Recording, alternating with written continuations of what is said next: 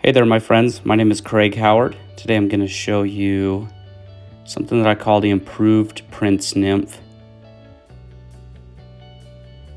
Apologize for the video going in and out of focus. I don't tie a lot of flies on video, so this is a little bit new to me, but we'll get it figured out here and you'll see some improvement.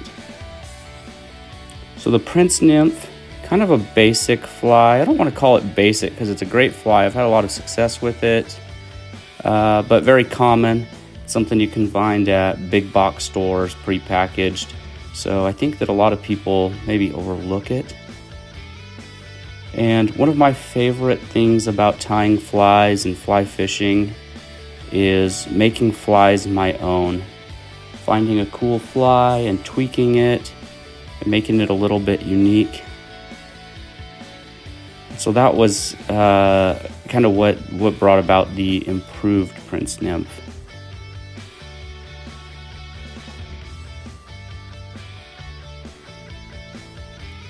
Starting out here, fairly big hook. This is number 8. Kind of a curved shank nymph hook. I like the curved shank a lot, actually. I think it just builds in just a little bit of realism to flies. So oftentimes, if it doesn't make a lot of difference in the fly itself, I will err on the side of using a curved bent shank like this, kind of a scud style.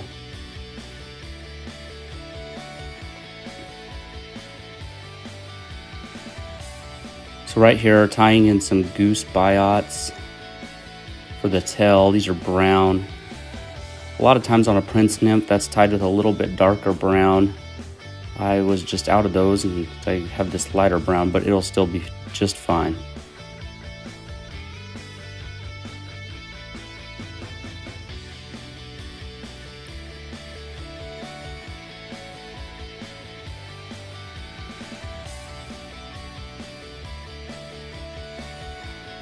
Here I'm tying in some gold wire. I also put a gold bead at the head of this fly. And I would almost categorize that as oversized. It's fairly large.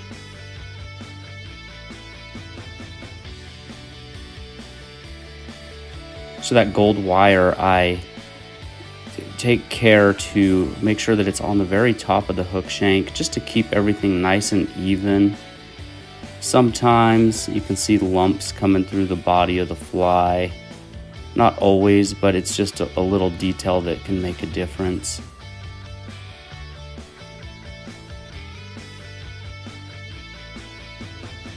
So the thing that really makes this an improved Prince Nymph over a standard Prince Nymph is that peacock herl there. And then the body. So using both. The traditional is just tied with peacock herl. And so what I do is I actually build the body out of this ice dub in the peacock color, one of my favorite materials to use.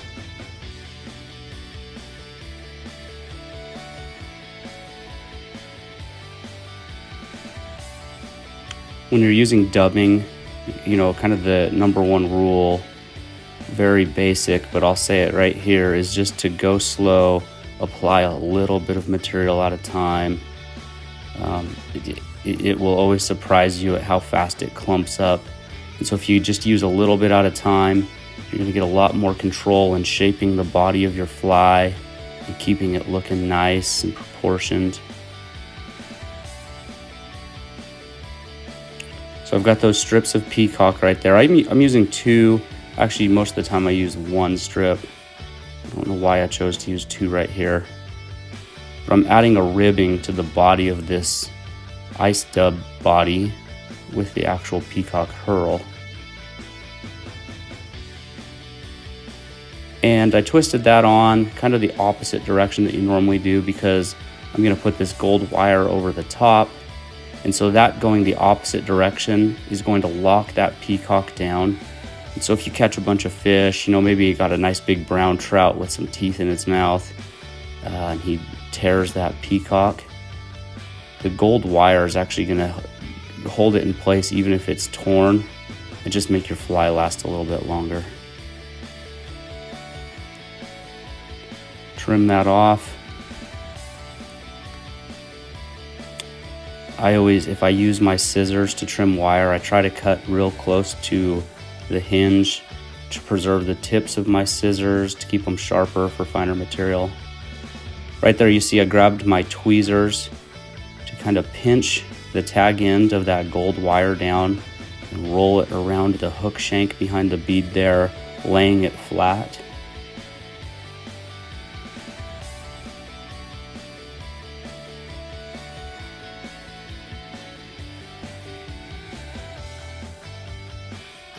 Now the wings of the fly, same material as the tail. This comes from a goose wing. This is the front edge of the flight feathers on a goose wing, and they're fairly stiff fibers.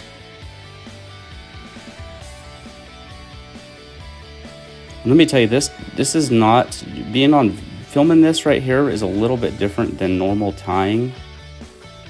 You see me right here spending a little bit of time centering that, positioning it, and you'll see at the end it's not perfect.